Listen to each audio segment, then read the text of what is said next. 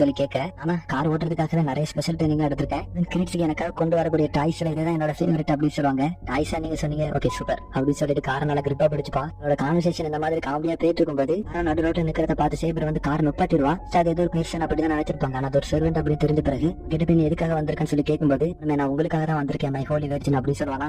சில நான் உனக்கு தெரியுமான்னு சொல்லி கேட்க, இல்ல நான் ஒரு தடவை கூட பார்த்தது இல்லைன்னு சொல்லுவாளா. சரி நீங்க என்னோட ஃபேஸ் மறந்துட்டீங்கன்னு சொல்லி கேட்க, இல்ல நீங்க யாருன்னு எனக்கு தெரியாது, நீங்க தப்பா நினைச்சு என்கிட்ட அப்ரோச் பண்ணிருக்கேன்னு நினைக்கிறேன் அப்படி சொல்லுவாளா. இவன் என்ன உனக்கு ஞாபகம் இல்லையா, நான் தான் கிளித்தி ரைஸ் மட்டும் இல்லாம ஜானே நான் உனக்காக தான் வெயிட் பண்ணிட்டு இருக்கேன்னு சொல்லுவானா. மேபி வந்து சேவர் இன்னொரு பர்சன் கூட தப்பா ரிலேட் பண்ணி சொல்றான்னு நினைக்கிறேன். இப்போ சேவர் இன்கார்னேட் ஆகி இருக்கிறது வந்து அருத்திரியா பென்ட்ராகன் அப்படிங்கிற ஆத்தர் கிங். அவனோட டைம் லைன்ல வந்து ஜானே அப்படின்னு ஒரு தீவனை மாத்தி இருந்திருக்கா. அவன் நினைச்சிட்டு வந்து தப்பா பேசிட்டு இருக்கான். தான் சேபருமே சொல்லுவான், நீங்க ஜானே அப்படின்னு சொல்ற நேம் வந்து நான் இதுக்கு முன்னாடி கேள்விப்பட்டதும் கிடையாது. ஆனா கேஸ்டர் வந்து சேபரை பார்த்து இப்ப ஜானே நினைச்சிட்டு இருக்காங்க. அவகிட்ட என்ன சொல்றான், நீ உண்மையாவே யார் அப்படிங்கறத மறந்து போயிட்டியா. சேபர் வந்து எவ்வளவு சொல்லி பாக்குறேன், என்னோட உண்மையான நேம் வந்து ஆர்டோரியா, ரிட்டனோட கிங் நான் அப்படின்னு சொல்லும்போது, அப்பதான் கேஸ்டர் வந்து நான் ஃபர்ஸ்ட் வேலைக்கு எல்லாமே மறந்து போச்சுன்னு நினைச்சேன், இப்போ ஒரு பைத்தியம் மாதிரி பேசிட்டு இருக்கா அப்படின்னு கத்திட்டு பானா. கத்திட்டு இருக்கும்போது தான் கேஸ்டர் ஒரு முக்கியமான பாயிண்ட் சொல்லுவான். கேஸ்டர் வந்து இந்த வார கலந்துக்கிட்டு கிரெயில் கிட்ட என்ன கேட்கணும்னு இருந்திருக்காங்க. நானே ஆர்க் அப்படின்னு சொல்லிட்டு இருக்காங்க. அவளை வந்து ரிவ்யூ பண்ணணும் அப்படின்னா இந்த விஷயம் தான் கிரெயில் கிட்ட கிராண்ட் பண்ண சொல்லலாம்னு இருந்திருக்கான். அதுக்கு அது தேவையில்லை, ஜானே வந்து ஆல்ரெடி ரிவ்யூ ஆயிட்டா, அந்த ஹோலி கிரெயில் வாரே வேஸ்ட் அப்படின்னு சொல்லிட்டு இருக்கும்போது அவன் நோக்கி ஒரு ஸ்லாஷ் வரதுக்கு மேல நம்ம மாதிரி பேசினா அவனுக்கு கோப் பண்ணிடுற அப்படின்ற மாதிரி. இவன் நெக்ஸ்ட் டைம் நான் உன்னை மீட் பண்ணும்போது ஃபுல் ப்ரிப்பரேஷனோட வருவேன், என்னோட சோலையை நான் பியூர் பண்ண அப்படின்னு சொல்லிட்டு போயிடுவான். நடக்கக்கூடிய எல்லாத்தையும் அசாசின்ஸ் இருக்காங்க, அவங்களுமே ஃபாலோ பண்ணி பார்த்துட்டு தான் இருந்திருக்காங்க. நெக்ஸ்ட் சீன் அந்த சைக்கோ இருக்காங்க,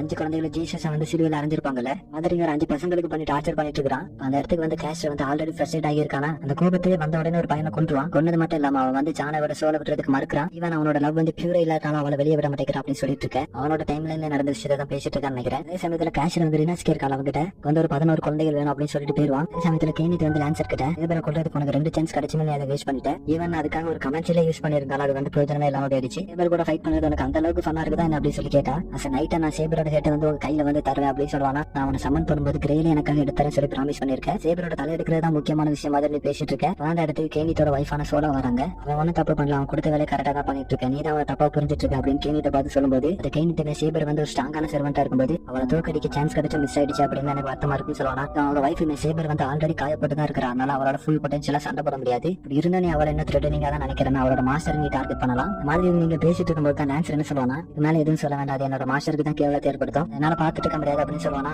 லான்சர் பேசும்போது கேனிட்டோட வைஃப் வந்து வித்தியாசமா ரியாக்ட் பண்ணுவாங்க. மாண்ட அக்கறையோட பேசுற மாதிரி இருக்குமா, இதை வந்து கேனிட்டு நோட்டீஸ் பண்ணிருப்பான். பிகாஸ் லான்சரோட கேஸ் வந்து நமக்கு தெரியல, அவனோட மச்சத்துக்கு வந்து பொண்ணுங்களை செடியூஸ் பண்ணக்கூடியதுக்கான ஒரு கேஸ் இருக்குது. இது வந்து கேனிட்டுமே ஒரு மாதிரி பாத்துட்டு இருக்கும்போது சடனான பில்டிங் எமர்ஜென்சி அலாரம் அடிக்க ஆரம்பிக்குமா. இருக்கக்கூடிய ரூம்ல இவங்களுக்குமே கான்டெக்ட் பண்ணி சொல்றாங்க, இது வந்து ஃபயர் ஏற்பட்டுருச்சு, ஏதோ ஒரு கிரிமினல் ஆக்டிவிட்டி அப்படின்னு சொல்லும்போது நைட்ல யார் இப்படி பண்ணுவான்னு சொல்லி சொல்லவும் கேட்க, உனக்கு என்ன புரியல, சேபரோட கை எந்த அளவுக்கு ஃபாஸ்டா ஹீல் பண்ண முடியுமா, அந்த நோக்கத்துக்காக தான் இதெல்லாம் பண்ணிட்டு இருக்காங்க. அதனால லான்சரை பாத்துக்கே சேபர் இருந்தா நீ அவளை போய் பாத்துக்க. அதே சமயத்துல கேனிட்டு வந்து இந்த பில்டிங்ல இருக்க எல்லா ஃப்ளோர்லயுமே ட்ராப் செட் பண்ணிட்டு இவன் சேபர் மாஸ்டர் கூட சண்டை போடலாம் பிளான் பண்ற மாதிரி தான் தெரியுது. அதே சமயத்துல அந்த பில்டிங்ல இருந்து எல்லாருமே எவாக்குவேட் பண்ணிட்டு எல்லாருமே எவாக்குவேட் ஆயிட்டாங்க அப்படிங்கறது ஒருத்தர் நோட் பண்ணிட்டு இருக்காரு. அப்ப அந்த இடத்துக்கு வந்து நம்ம ஹீரோ என்ன பண்ணுவாருன்னா, என்னோட பேர் தான் கேனிட், என்னோட வைஃப் சோலா, 2 பேருமே வெளியே வந்துட்டோம், நாங்க சேஃபா தான் இருக்கோம் அப்படின்னு சொல்லி அவர்கிட்ட ரிப்போர்ட் பண்ணுவாரா. அவருக்கு வந்து ஃபேஸ் தெரியாது, ஆனா அவரோட வைஃப் நேமும் ஹஸ்பண்ட் நேமும் அதுல இருக்கும். சோ இது வந்து கரெக்டா தான் இருக்கும்னு சொல்லிட்டு அவருமே அந்த நேம் டிக் பண்ணிடுவாரு. அதே மேனேஜர் டீம் எல்லாருமே எவாக்குவேட் ஆயிட்டாங்க அப்படி சொல்ல கொஞ்சம் தூரம் தள்ளி வந்து நம்ம ஹீரோ என்ன பண்ணுவாருன்னா, கிட்ட இருக்கக்கூடிய ரிமோட் வச்சு அந்த பாம் ஆக்டிவேட் பண்ண அந்த பில்டிங் வந்து மொத்தமாக பர்ஸ்ட் ஆயிரும். சமயத்துல மாயா கிட்டே ஃபோன் பண்ணி செக் பண்ணி பாரு யார்கிட்ட வெளியே வந்தாங்கன்னு சொல்லி கேட்க, நம்ம இது வரைக்கும் யாருமே வெளியே வந்து பாக்கல. அப்போ ஓகே, அந்த பில்டிங்ல அவன் குதிக்க ட்ரை பண்ணியிருந்தாலுமே கூட எந்த ஒரு மேஜிக்கால அவனை சேவ் பண்ணிருக்க முடியாது, அப்படி இருக்கும்போது அவன் டெத்தா தான் இருக்கணும் அப்படின்னு இவங்க கன்ஃபார்ம் பண்ணிட்டு இருக்கேன். அந்த இடத்துல மாயாவை வித்ட்ரா பண்ண சொல்லும்போது சடனா அவகிட்ட இருந்து கனெக்ஷன் பிளாக் ஆகுது. யார் வந்து மாயாவை அட்டாக் பண்ணிருக்கா அப்படின்னு பார்த்தா கொட்டோமி கீழே இருக்கான வந்து அட்டாக் பண்ணிருப்பான். நான் வந்து ஒரு மேஜ் பில்டிங் உடைக்கிறது திறமையான அப்படிங்கறத நான் எதிர்பார்க்கவே இல்லை. இந்த சமயத்துல உனக்கு பதில் அந்த இடத்துல இருக்க வேண்டிய ஆளு வேற,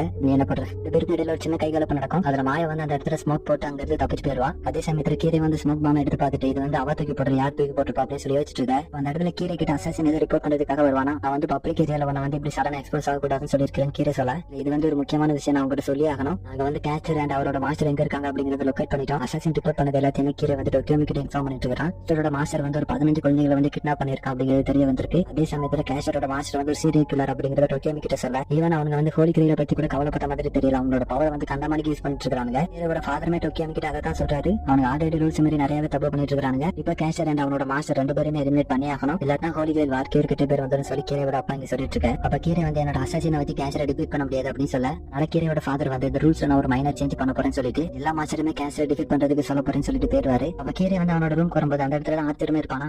ஆர்த்தர் உனக்கு இங்க என்ன அப்படின்னு சொல்லி கேட்கும்போது ஃபர்ஸ்ட் ஆர்த்தர் பேசுறதெல்லாம் கேட்ட கீரை வந்து என்ன உனக்கு இந்த வேர்ல்டுல இருந்து பிடிக்கல அப்படின்னு சொல்லி கேட்டா, அப்படி கிடையாது, டோக்கியோமி தான் என்ன இந்த வேர்ல்டுக்கு வர வச்சு பிசிக்கல் ஃபார்ம் கொடுத்துருக்கான், வரவேற்ற முறை எனக்கு பிடிச்சனால நான் வந்து அவனுக்கு ரெஸ்பான்ஸ் பண்ணிட்டு இருக்கிறேன், ஆனா அவன் இவ்வளவு போரிங்கா இருப்பான் அப்படி சொல்லி எதிர்பார்க்கலன்னு சொல்லுவானா. கீரை அவனோட மாஸ்டர் வந்து டோக்கியோமியா இருக்கிறனால உனக்கு வந்து சாட்டிஸ்ஃபைட் ஆயிடல அப்படின்னு சொல்லி கேட்க, இல்ல அவனோட ஆம்பிஷனே கொஞ்சம் பைத்தியகாரத்தனமா தான் இருக்கும் அப்படின்னு சொல்லுவானா. சிம்பிளா டோக்கியோமி இருக்கான ஆனால் அவனோட ஆம்பிஷன் என்னன்னு சொல்ல போனா மேட்ரிக்ஸ் எல்லாருமே தேடிக்கிட்டு இருக்கிற நாலேஜ், அதை பத்தி இல்ல நாலேஜ் அண்ட் பவர் தான் அவனோட ஆம்பிஷனா இருந்திருக்கும். சோ இதுதான் ஆர்ச்சருக்கு வந்து அந்த அளவுக்கு இன்ட்ரெஸ்டா இருந்திருக்காது. அதை பத்தி பேசிட்டு இருந்திருப்பான். ஆனா ஆர்ச்சர் கீரை பார்த்து உன்னோட ஆம்பிஷன் தான் என்ன அப்படின்னு சொல்லி கேட்டா, எனக்கு அந்த கிரேட்ல எந்த ஒரு அவசியமே இல்ல அப்படின்னு சொல்லுவானா. கிரேட் வந்து அப்படி சூஸ் பண்ணாது, யாருன்னா ஒருத்தியா இருக்காங்களோ அவங்க மட்டும் தானே சூஸ் பண்ணோம். இப்படி இருக்கும்போது உனக்கு ஏதாவது டிசைட் இருக்கணும் அப்படின்னு சொல்லி கேட்க, அதுதான் எனக்குமே புரியும். எல்லாருமே அப்படிதான் சொல்றாங்க. எனக்கு வந்து இந்த பேட்டில எந்த ஒரு தேவையுமே இல்லை அப்படின்னு சொல்லுவானா. எந்த ஒரு அவசியமே இல்லைன்னா சிம்பிளா பிரஷருக்காக வேண்ட வேண்டியது அப்படின்னு சொல்லி ஆர்ச்சர் கேட்டா, சார் அந்த மாதிரியான ஒரு பாவத்தை நான் நினைச்சு கூட பார்க்க மாட்டேன் அப்படின்னு சொல்லுவானா. அதான் ஆர்ச்சருமே கேட்பான், பிரஷருக்கும் பாவத்துக்கு என்னடா கனெக்ஷன் இருக்கு அப்படின்னு சொல்லி கேட்கும்போது அப்பதான் கிரியவா அதுக்கான ஆன்சர் சொல்றான். பிரஷர் அப்படிங்கறத நானுமே தேடி தான் அணிஞ்சிட்டு இருந்தேன், ஆனா அதுக்கான ஆன்சர் என்னால கண்டுபிடிக்க முடியல அப்படின்னு சொல்லுவானா. இதுல தான் ஆர்ச்சருக்கு வந்து கிரியோட கேரக்டர் மேல ஒரு இன்ட்ரெஸ்ட் வர ஆரம்பிச்சிருப்பான். நான் கிரியவே சொல்லிருப்பான் பிரஷரை தேடிட்டு இருந்திருக்கான், அது வந்து அவனுக்கு கிடைக்கல.